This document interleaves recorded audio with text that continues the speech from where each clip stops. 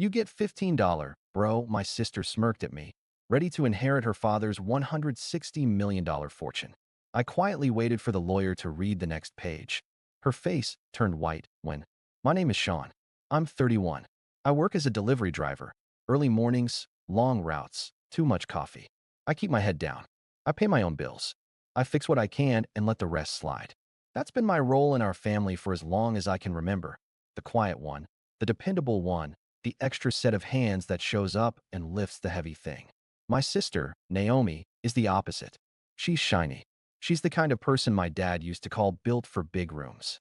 Designer heels, perfect hair, a voice that can fill a house. She got the best schools, the best opportunities, the best explanations when she messed up. If I did something good, the reaction was nice. If she did something normal, the reaction was confetti. Our dad, Thomas Keene, built a regional logistics company from a single truck into a monster. Warehouses on both coasts. Contracts with names you see on billboards. The papers called him a self-made titan. When people asked what I did, I said deliveries, and watched their eyebrows move like I told a joke. The truth is, I spent a lot of years running his forgotten routes. Nights. Storms. The stuff that had to get there because a promise was attached. He'd pat my shoulder and say, "Good man." Then walk Naomi through a boardroom like a prince showing off a crown. Dad died in April. Heart. We buried him on a Thursday. By Monday, I was sitting in a law office that smelled like old books and lemon polish. The conference table was long and dark. Photos of ships on the walls. Naomi wore black like it was custom fit for her. Mom dabbed at the corner of her eye and kept checking her phone. The partners stood in a neat line, serious faces, heavy folders. Everybody in that room knew we weren't talking about pocket change. Dad's estate was tied to a company people said was worth about $160 million. I sat at the end, hands in my lap, thinking about the way Dad's knuckles used to go white on the steering wheel when he hit black ice. Naomi leaned in without looking at me and whispered out of the side of her mouth, "You get $15, bro." She smirked, tapping her red nail against the glossy folder. "I get the rest." I didn't answer. I watched the senior partner, Mr. Lawson, flip a page and clear his throat like a judge. Everyone settled in. Chairs creaked. Pens clicked. Lemon polish and the faint smell of paper dust. He started with the usual: full name, date, last will, and testament. I stared at the edge of the table and counted the tiny dents someone had made with a ring. "You get $15. Naomi repeated under her breath, louder this time, like a joke she wanted the room to hear. "Because you're the sentimental one, right? Buy yourself a burger." I still said nothing. The lawyer turned another page. He paused. Something in his eyes shifted. Naomi crossed her legs and smiled at me. I watched the smile hold, then wobble, then fade as Lawson said, "And there is the second section. A codicil, executed 3 weeks before Mr. Keene's death." Her face lost color so fast it looked like someone dimmed a light. I didn't move. I didn't blink. I just waited for him to read the next page. And that's where everything starts to break open. I wasn't always the guy who kept quiet. I learned it. Dad taught me that being useful was safer than being visible. He'd call at 4:50 a.m. and say, "Route 9 fell through. Can you take it?" I'd grab my keys, shove a granola bar in my pocket, and go. When Naomi needed a last-minute drive to a fundraiser, I went. When Mom wanted the guest room painted before her book club, I went. "Sean's good with a brush," she'd tell people, like I was a tool she kept in the garage. Money ran through our house like a set of rules. Dad had plenty, but the faucets were labeled. Naomi's faucet? Always on. Ski trips, internships, to learn leadership, an apartment with a doorman while she built experience. Mine? A trickle that came with a speech. "Pride, son," Dad would say. "A man should stand on his own feet." He'd forget to mention the times I covered payroll when a small client paid late. He'd forget the night my car died 3 hours from home and I slept in it because I didn't want to call him. But he never forgot to talk about pride. Naomi learned early that her mistakes made good stories. She crashed a brand new car at 19. "A lesson," Dad said. I cracked a taillight at 25 and paid for it twice. Once with cash, once with a month of "Are you focused?" speeches. Naomi bounced checks. I absorbed fees until she stabilizes. Naomi didn't stabilize. The rules just bent. I was Dad's shadow on the ground. The deliveries that needed hush. The clients who needed a face at midnight. He'd give Naomi the stage, the PowerPoints, the lunches, the Instagram photos where she looked like the face of the brand. He'd give me the locked gates and the notes that said, Use the second dock, no questions. I told myself it was trust, that I was the one he called when it mattered. When he got sick, quiet at first, then not. Our house turned into a spreadsheet. Naomi started saying sentences like, "We need to protect the brand," while emailing florists for the fundraiser she chaired. I started doing the pharmacy runs and sitting through appointments where doctors said long words and Dad pretended not to be scared. At night, I'd park the van and sit in the dark with the engine off, just listening. The engine pinged like cooling metal. My head felt empty in the way it only feels after a 14-hour day. One Thursday, Dad sat with me in the garage and said, "You were always steady." He stared at the floor drain like it held a secret. "I didn't make it easy on you." I didn't say anything. If you open your mouth at the wrong time in our family, you get handed a shovel and told to fix a hole you didn't dig. He coughed and changed the subject. "Naomi's built for the front of the house. You keep things moving. That matters." I nodded.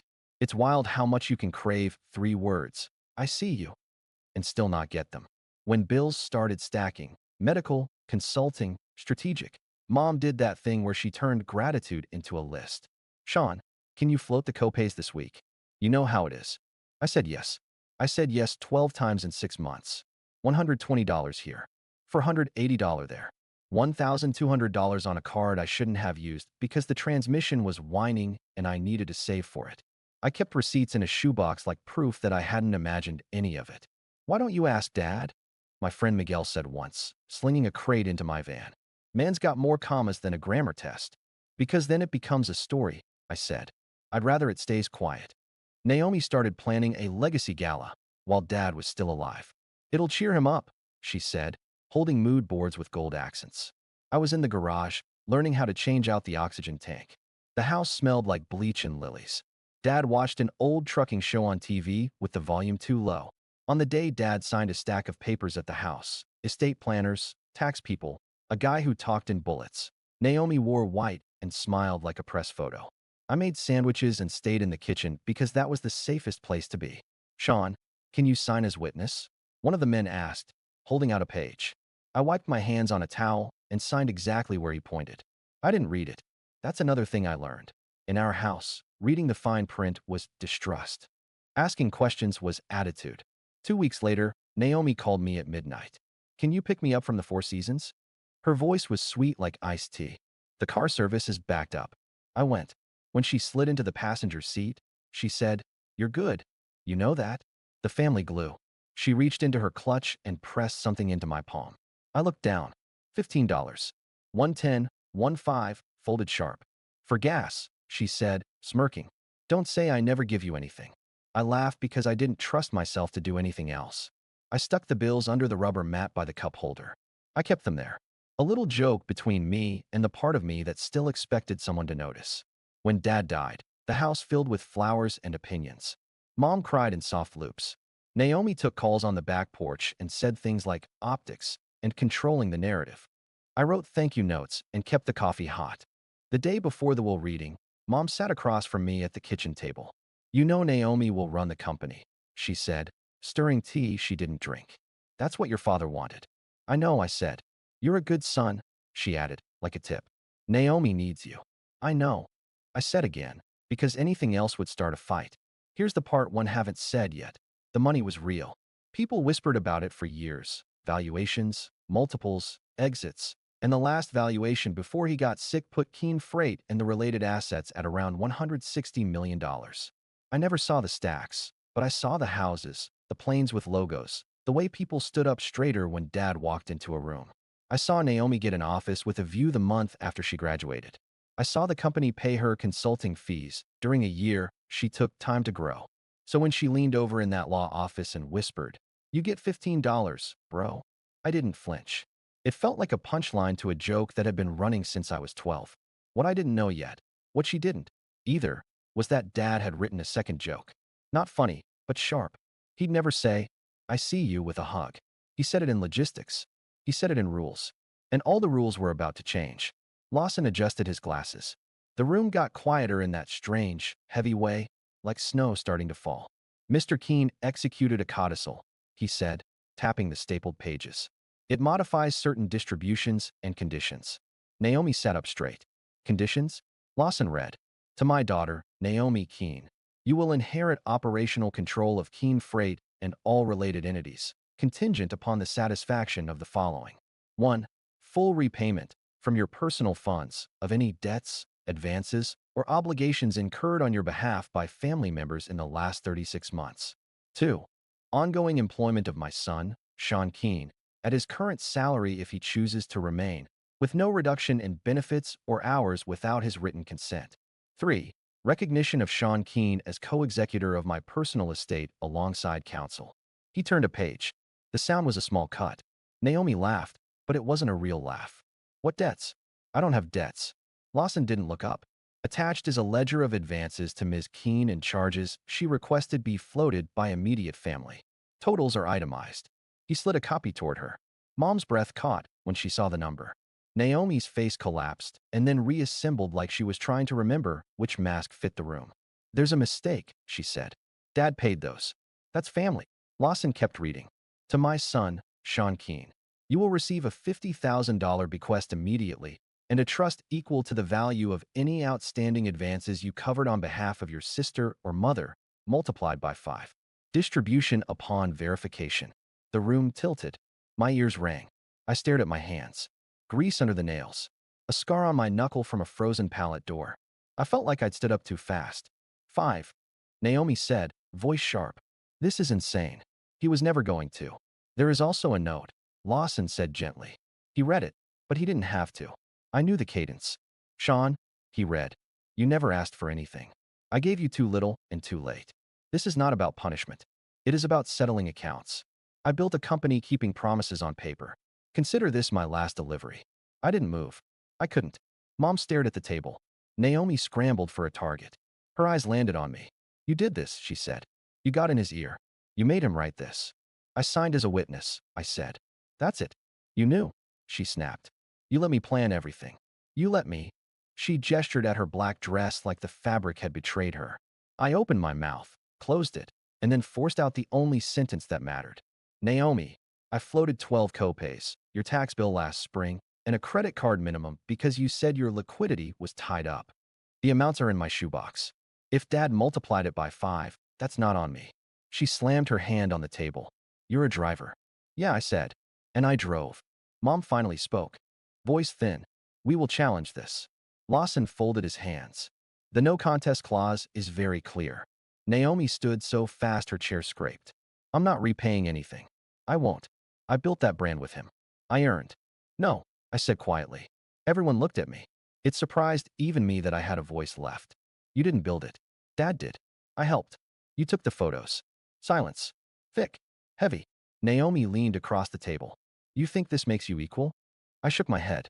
No. This makes me done. What does that mean? Mom asked, alarm creeping in. It means I'm not your spare card anymore, I said. No more midnight pickups.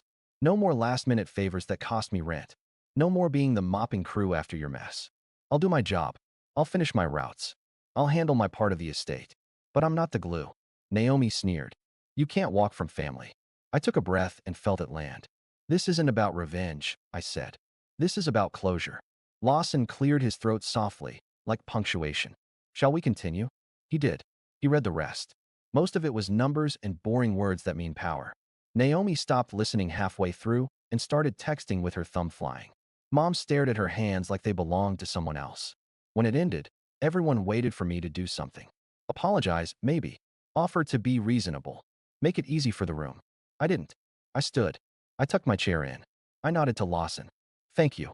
Naomi's voice chased me to the door. It was $15, she said, desperate now. You know that was a joke. I know, I said, hand on the knob. I kept it. What? The 15, I said. It's under my cup holder.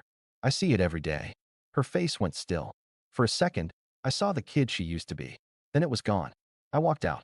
The carpet in the hall was thick. My boots sank into it and made no sound at all. The phone started ringing before I cleared the parking garage. I watched the screen light up with Mom and Naomi and private number, and I turned the volume down. By the time I got home, there were 32 missed calls and 14 voicemails. By morning, there were 87 missed calls total and 41 text messages. Miguel's text came first. You good? Yeah. You look like someone who just swallowed a battery. I'll explain later. Coffee at 6? Bring the battery. At work, I kept to my route. I lifted. I scanned. I smiled at reception desks. It felt safe, the way repetition always does. When I parked behind a bakery at 7:10 a.m., the owner handed me a paper bag with 2 warm rolls. For the road, she said, like she knew something had shifted and I needed carbs to cross it. At lunch, I finally played the voicemails. Mom went first. She cried. She accused. She negotiated with ghosts. Sean, we're family. Your sister is devastated. Think of your father. The second voicemail was Naomi's voice flat with anger. You think you're clever? You think this will make people take you seriously? You drive boxes, Sean. The third was quieter, almost a whisper. Please call me. We can make a plan. They wanted me to come over that night. I didn't. I went to the gym and did slow, ugly work under a bar. Then I went home and wrote down numbers.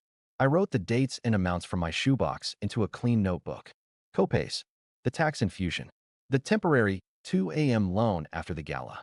$5,820 total. 5 times that would be $29,100. Plus the $50,000 bequest. It wasn't $160 million, the number everyone liked to whisper about when they talked about my dad, but it was the first time in my life a ledger tilted toward me. The next day, HR called. Not from my company. From Keen Freight. We see you're listed as co-executor. A woman said, her tone polite and tight. We'll need signatures to access certain accounts. I'll meet with counsel, I said. I'm not signing anything today. At 3 p.m., Naomi called from the company number. I let it go to voicemail. She called again. I picked up on the third ring because I was tired of hearing the phone vibrate. What do you want? I said, standing in the shade beside my van. You need to come in, she said. No hello? There's a board call at 4. I'm on a route.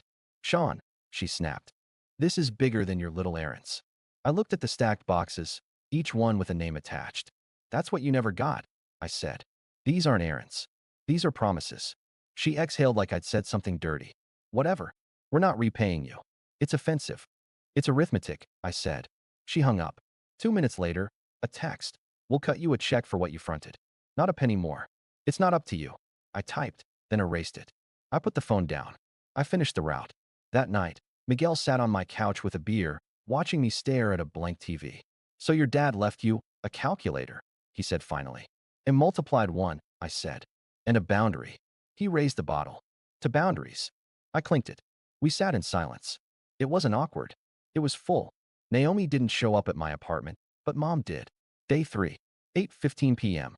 She wore that perfume that always lingers in the air even after she leaves a room, like a last word. She stood in my doorway and looked small. I moved the chain and let her in. I didn't know, she said immediately. About the codicil. I swear. I believe you, I said. He did it in the garage. That's where he put the good things. Her mouth trembled. You're angry with me. I'm tired, I said. Different thing. She sat on my thrift store couch and smoothed a wrinkle in her skirt that wasn't there. Naomi's been crying. I'm not her mop, I said gently. She's under pressure, Mom said, falling into the old groove. The press is calling. The board wants statements. People think she did something wrong. She didn't write the codicil, I said. Dad did. Mom looked at me like I'd said a riddle.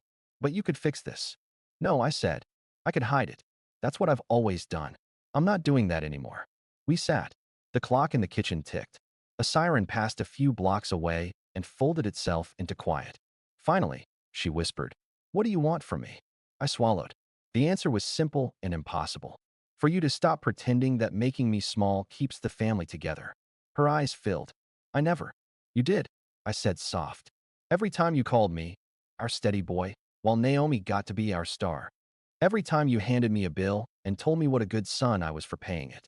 You taught me that love is a list of chores. She put a hand to her mouth. I want something different now, I said. I want love that doesn't cost me rent. Mom stared at the floor. Your father was complicated. So am I said. And I'm done pretending I'm not. She stood. She touched my shoulder like she was checking that I was real. Will you come for dinner Sunday? We can talk. I'll think about it, I said. It wasn't a lie. I did think about it. I decided no. The board tried to get cute. A letter arrived asking me to voluntarily relinquish co-executor duties for the sake of expediency. It came with a fruit basket. I took a photo of the basket, sent it to Lawson, and wrote, Is this a joke? He replied with a single line, Don't sign anything without me. Naomi posted a black and white photo of Dad on Instagram with a caption about honor and legacy. The comments were hearts and crowns. She turned off DMs. She did not turn off her calls to me. Day 6, she tried a new angle. Let's be strategic, she said. We'll say you were overwhelmed, and I stepped in. We'll keep it in the family. You can be on the foundation. Like a community liaison. There it was again. The safe corner. The invisible chair. The box marked good son. No, I said. I'm going to do my routes. I'm going to finish the estate process clean. And then I'm going to live my life. And the money, she said, spitting the word like a pit. It's not about the money, I said, and then I surprised both of us. But it's not about the money either. I'm not embarrassed to say that it matters that Dad saw me. Even if it's late. Even if it's ugly. She was quiet for a long time. You'll keep the 15? She said finally. Yeah, I said. It reminds me what I used to accept. Weeks passed. The calls got less frantic and more strategic. The texts got longer and sadder. We miss you. Family is everything. You're breaking Mom's heart. I counted 112 missed calls at one point. 112 like a doorbell someone leaned on. I set my phone to do not disturb and learned the shapes of silence. In the mornings, I stretched. I packed a lunch. I took different routes just to see different streets. I started listening to a podcast about old baseball games. It felt like breathing with the top button undone. Lawson sent statements. Numbers moved. Trustees verified the shoebox. The math did what math does. A deposit hit. I stared at it like it might jump. It didn't. It just sat there, clean as a white tile. I paid off my car. I put 3 months' rent aside. I fixed the slow leak in my bathroom sink. I bought a pair of boots that didn't squeak. Nothing flashy. No victory lap. Just repairs. On Sunday, I drove by my mother's house and didn't stop. I parked 2 streets over and watched people arrive. Naomi's laugh floated down the walk, bright and brittle. Through the window, I saw Mom pass a bowl to an empty chair beside her. My chair. She set the bowl down, then moved it, like she couldn't remember where I sat. I sat in my van and felt a weird ache in my throat. Not regret. Not relief. Just the stretch of a new habit forming. That night, I pulled the rubber mat up and took out the 15. I smoothed the bills on the kitchen counter. I could still hear her saying it. You get $15, bro. I put the 10 in my wallet. I taped the 5 to the inside of my cabinet, where I see it every morning when I reach for coffee. I don't hate my sister. Not really. Hate takes energy. What I feel is smaller and more honest. I feel done. And being done is loud in a quiet way. It changes the acoustics of a life. 2 months later, Naomi called. Voice bare. I repaid it. The ledger.